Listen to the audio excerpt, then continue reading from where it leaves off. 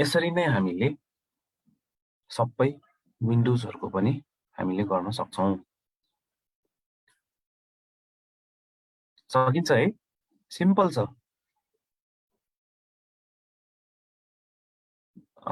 बार bending शेड्युलको तुलनामा त धेरै सजिलो हो नि हैन?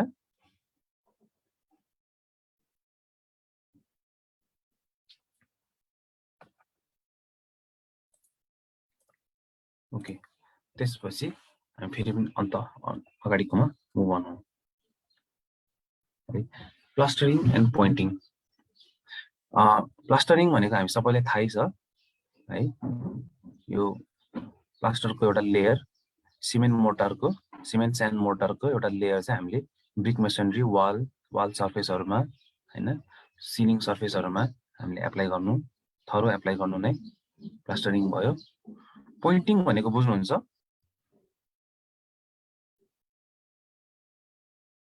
पोइन्टिङ भनेको बुझ्नुहुन्छ? बुट्टा निकाल्नु हैन? काइन्ड अफ बुट्टा निकाल्नु नै। पोइन्टिङ भनेको चाहिँ नेपालीमा ठ्याक्कै त्यसलाई भन्नु पर्दाखेरि टिपकर गर्ने काम भन्छ है। टिपकर लगाउने काम भन्छ। त्यो भने कस्तो हो भने मेसनरी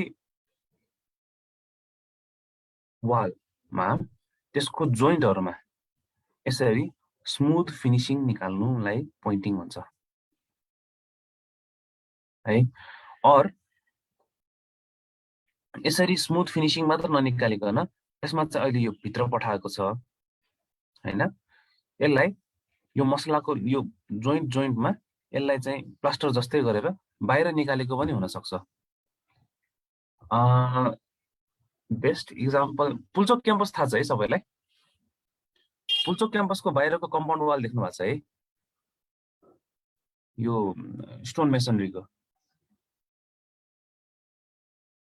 थाहा छ नि है? त्यो स्टोन मेसनरीमा सबै त्यो जोइन्टमा बाहिर निकालेर राखेको छ नि, त्यो पनि पोइन्टिङै हो है।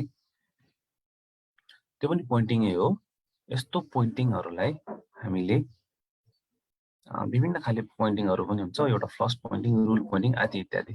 जस्तो भए पनि हामीले त्यसलाई एरिया एलिमेन्टको रूपमा ट्रिट गर्छौं। प्लास्टरिङ, पोइन्टिङ दुवैलाई, यसलाई स्क्वायर मिटर, स्क्वायर फिटमा चाहिँ हामीले मेजर गर्छौं। प्लास्टरिङ र पोइन्टिङको रेट चाहिँ फरक हुन्छ, त्यो चाहिँ याद गरौँ।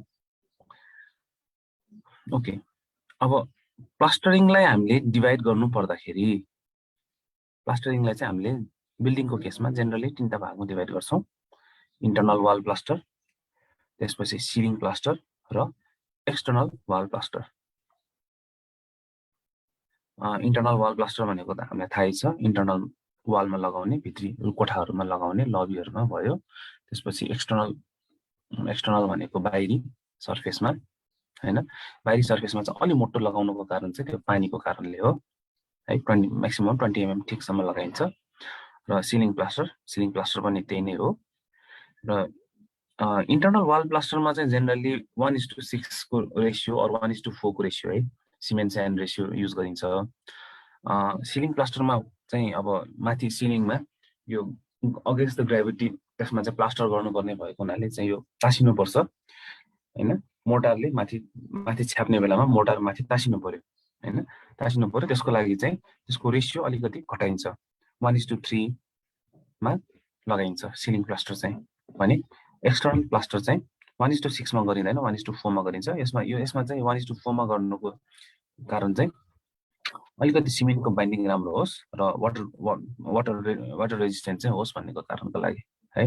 मोटो गर्नुको कारण पनि त्यही नै हो। एनीवे, यो सबैको रेटहरु चाहिँ फरक हुन्छ। यसलाई हामी छुट्टै नै एस्टिमेट गर्छौं। कुनै ठाउँमा यो सबैले एउटैमा एस्टिमेट राखेर एस्टिमेट गरेको पनि भेटाउँछौं है। त्यो अब डिजाइनर अर एस्टिमेटरको हातमा कसरी गर्ने भन्ने कुरा। तर म चाहिँ तपाईहरुलाई यो छुट्टा यो यस्तो चीजहरु चाहिँ छुटाउन इन्करेज गर्छु। 13 मा अब 14 मा प्लास्टर वर्क।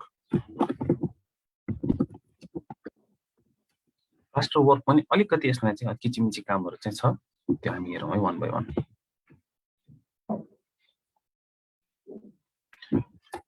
पहिले सुरु 14.1 मा इन्टरनल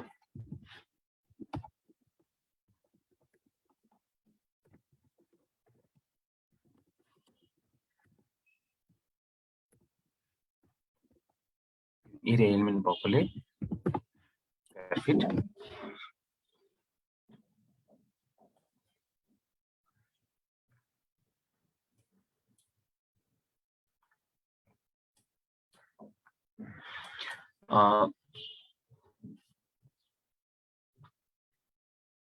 अब यहाँ हामी हेरौं ग्राउन्ड फ्लोरको लागि है इन्टरनल प्लास्टर ग्राउन्ड फ्लोरको लागि